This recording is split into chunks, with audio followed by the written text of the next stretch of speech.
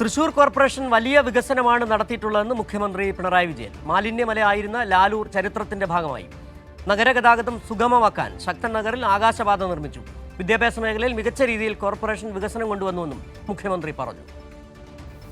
Thrissur corporation വളരെ നല്ല രീതിയിൽ കാര്യങ്ങൾ നിർവഹിച്ചിട്ടുണ്ട് എന്നാണ് കാണാൻ നമുക്ക് സാധിക്കുക.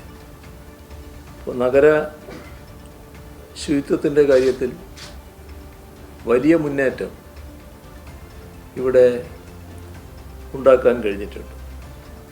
നേരത്തെ മാലിന്യമലയായി കണക്കാക്കപ്പെട്ട ലാലൂര് ഇപ്പോൾ ചരിത്രത്തിൻ്റെ ഭാഗമായി.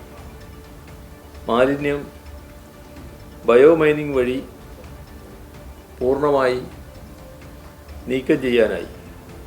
തൃശ്ശൂരിനെ സീറോ വേസ്റ്റ് കോർപ്പറേഷൻ എന്ന ലക്ഷ്യത്തിലേക്ക് നയിച്ചതിലൂടെ ഇന്ത്യയിലെ മാലിന്യമുക്ത നഗരങ്ങളുടെ പട്ടികയിൽ മികച്ച സ്ഥാനമാണ് തൃശ്ശൂർ കോർപ്പറേഷന് നേടാൻ കഴിഞ്ഞിട്ടുള്ളത്.